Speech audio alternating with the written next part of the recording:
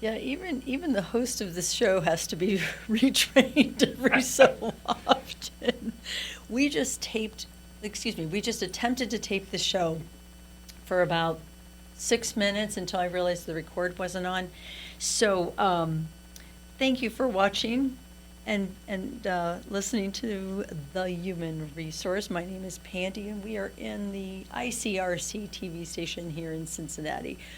I've got Doug Goodwin, co-founder of the Center for Great Workplace Performance, with me today. And I'm so excited about this. I think I was so excited I forgot to push record is the main problem here. Because I met Doug here a while ago, and what he shared with me in regards to their new program and what they're now able to offer employers in regards to training just swept me away. I have beat you guys up on how important it is to train your supervisors, your leadership team, your managers, your team leads, right? And now I found a solution. I found an organization that has absolutely refined this technique and this process.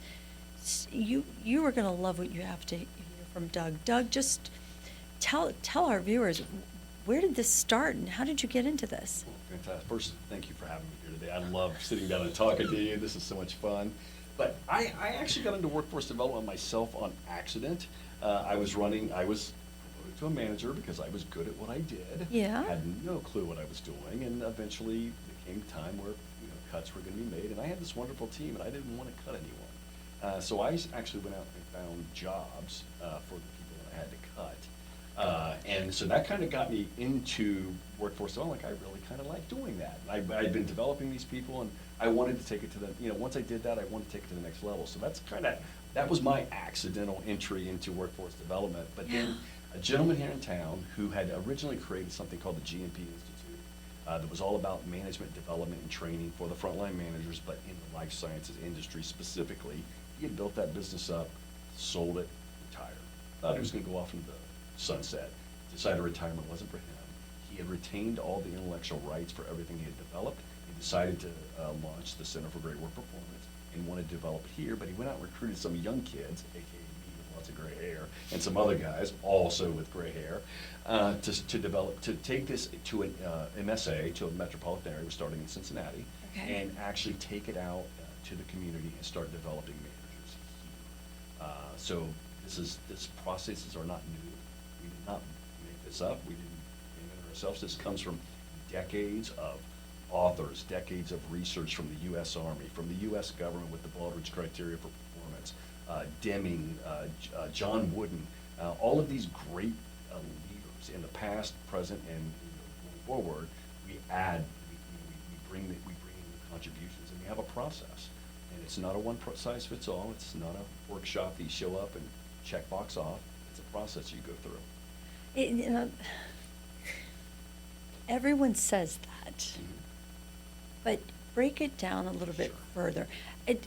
One of the things that impressed me so much, start here, one of the things that really, really impressed me was that you actually go out and learn the culture and the processes that exist today in the company. Yeah, that's exactly right. So we have a process, but like I said, it's not one size fits all. So we go out and we learn the context, we learn the culture, we learn the strategy, we learn the people, we learn what they're actually doing on the job, and then we apply our process to that. So by the time you get into an organization, each person may have a completely different journey through the process to become a manager MVP. And different companies certainly have a different process. It's unique and customized to each and every one. You just said manager MVP. What is that? That's the name of the process. So it's masterful, valuable professional is the MVP. It's not most valuable player. Okay. So we have a name for it. It's a brand, so that people can go through that. At the end of that, they get a certification that says, I am an MVP.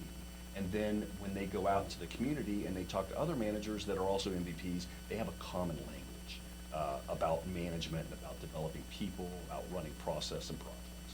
And credentials are hard to get when you're talking about a supervisor, your manager, or team lead.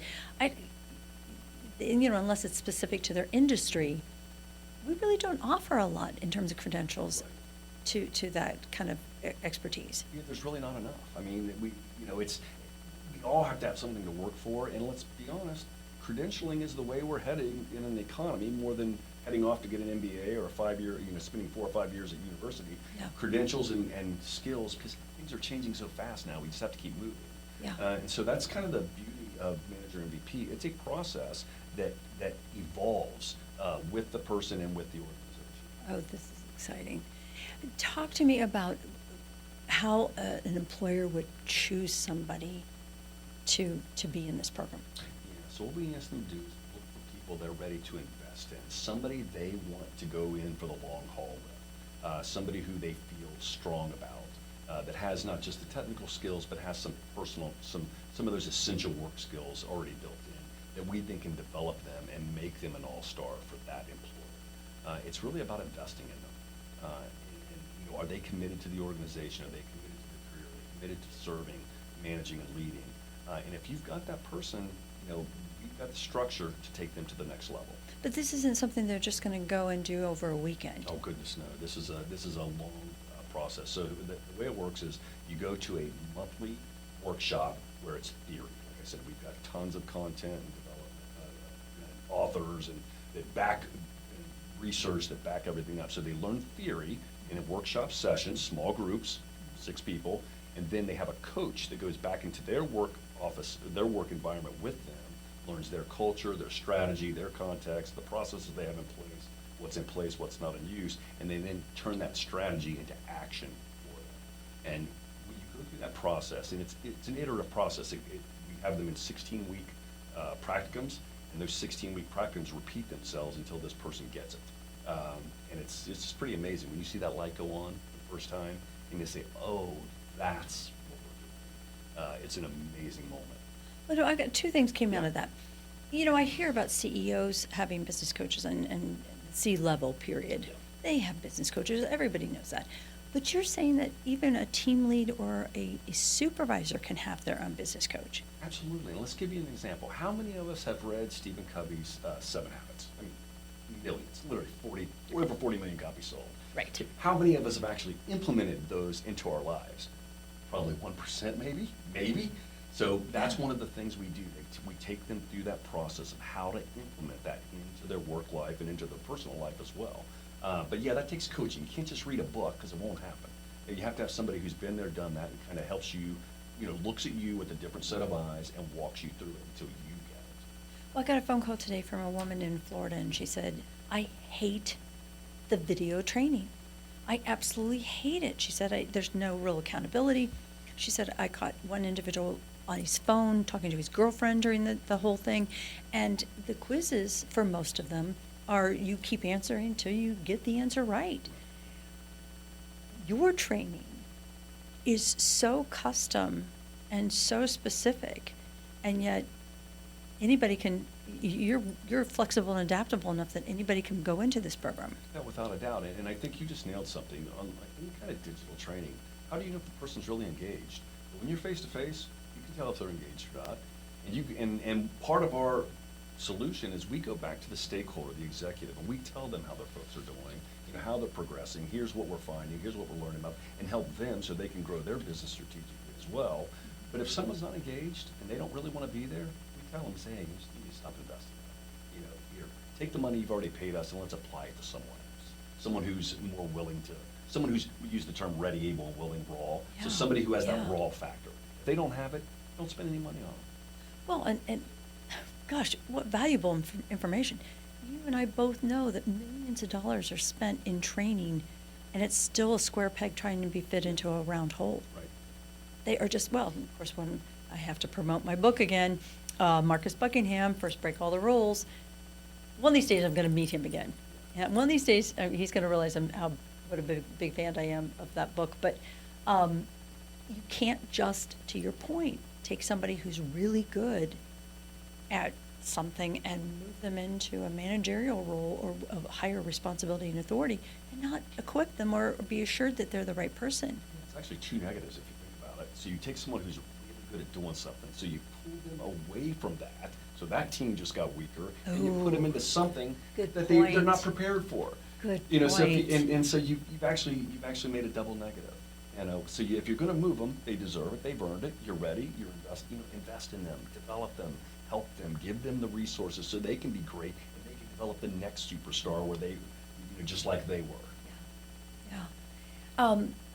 Where's the territory? What companies are you looking for? Yeah, so right now, we're an MSA-based organization, so we're focused on the greater Cincinnati area right now, and then we started a footprint in Columbus, Ohio as well. And so we built the system here in Cincy, and then we'll apply it elsewhere. So right now, we're working with some construction companies, working with some advanced manufacturing organizations, and even a tremendous little restaurant chain that has just been the most fun. You would have never thought you could have that much fun working at a restaurant, but it's there. And also a major metropolitan police force, which I probably just told you which one that was. Well, the important thing though is you're watching the results and you're experiencing it with them, which is something that most companies can't say that they actually had somebody who did something specific for them. How do they learn more about I the would go to center? cgwp.org and then reach out to us and start the conversation. And again, viewers, listeners, if you want more information and you can't get a hold of Doug, just reach out to the show or send me an email and I will get you connected. But I'm telling you right now, he's coming back. I'm going to have him on for a few more shows because there's so much more that you need to learn about this program. As leaders, you need to be identifying the right people and not being afraid to pull the wrong ones out. But that's a solution that you would hear here on the Human Resource. Take care.